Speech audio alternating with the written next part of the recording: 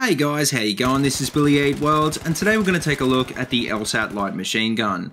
Now, some of you guys have probably already realised I don't do a lot of LMG videos, mainly because I don't really like the LMGs in Battlefield 4 that much. All of the LMGs have a high capacity and generally a higher damage model than assault rifles and carbines, but they're also less accurate and most have a higher recoil. This makes them much less suited for an all-round role, and although I know some people really love them, I just always seem to have a hard time adjusting to an LMG playstyle. The Elsat is a bit different from the other LMGs because it's actually one of the easiest guns to control in the game, and that gives you a few more attachment options down the track. I wouldn't go as far as to say that I love the Elsat, but I must admit that it is a fair bit better at long range than a lot of the other LMGs, and for this reason I've enjoyed using it. I don't think this gun tops the AWS or any of the other popular LMGs, but it does have its strong points and it is satisfying to use. But anyway, let's take a look at its stats and see how the gun works.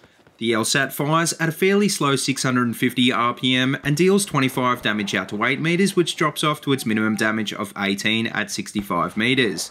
This means that it has a slight advantage over most assault rifles in damage drop off, but in close quarters it's dealing a lot less damage than a lot of the popular weapons in the game. The Elsat has a large 100 round capacity, which is more than enough to deal with a squad of enemy players, but like all LMGs, this is balanced by a very slow reload of 5.9 seconds. It's also no more accurate than any of the other LMGs with a standing ADS of 0.3 and a moving ADS of 2, but where it really makes up for this is with a very slight recoil. It only has a 0.25 kick up and to both the left and the right, which combined with a first shot recoil multiplier of 1 makes it almost effortless to control even at long range. Another thing that makes the Elsat a great long range weapon is its very high muzzle velocity of 620 meters per second. This will make adjusting for bullet drop and lead a lot easier, which is far more important at long range and will translate into more hits on target. And hits on target is what the Elsat is all about. In close quarters, the Elsat is going to be seriously underpowered, but this isn't where the Elsat is designed to be used. Its slow recoil allows you to throw on both a heavy barrel and a stubby grip, which will bring the gun's standing ADS spread down lower than a stock assault rifle. Also, considering most people prefer the higher RPM ARs and carbines, it's safe to say that you'll have a big advantage over most other players at mid to long range. Even DMRs and sniper rifles shouldn't be much of a problem because you have more than enough rounds available to lay down a base of fire and start that suppression mechanic on your target.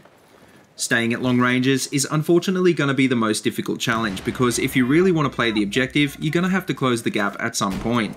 I'd recommend that when you're running with the Elsat that you also carry a good fast firing pistol like the 93R, because at close range you really won't want to be relying on a big slow firing LMG.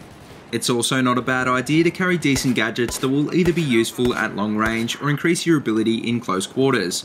The airburst is a good option to help counter roof campers and head glitches, and the XM25 dart isn't a bad idea either if you find that your pistol isn't enough to take out targets at close range.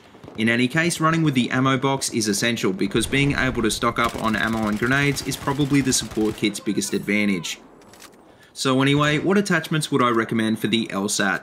Well, like I said earlier, the heavy barrel and the stubby grip are almost essential on this gun.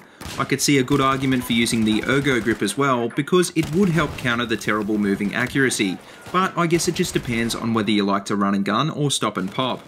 I found that I did better with the stubby grip, but then I play a fair bit more passively than a lot of players, so you might find that you prefer the ergo instead. As for the rest of the attachments on this gun, well, for an optic I'd probably suggest a decent one-time sight and the magnifier because this gun is accurate enough to make use of it. It's probably not accurate enough for any of the higher powered optics though, so save those for your DMRs and bolt actions. You could also throw on a laser sight, but I wouldn't hip fire people unless you absolutely have to. LMGs have a terrible base hip fire, and even with a laser they still aren't that accurate from the hip. Also, a tactical light isn't a good choice either because you certainly don't want to be close enough that it actually blinds people. Keeping your distance is the key to this gun, so however you decide to load out your Elsat, just remember that it's designed for long range and you should end up with a decent setup. But anyway, that just about wraps up this review, so let me know what you think about the Elsat in the comment section below, and as always, if you like what you see, please remember to like, comment and subscribe. If you haven't already, please check out all my other Battlefield 4 videos. I've got them all linked in a playlist in the description below, and until next time, see you later and have a good one.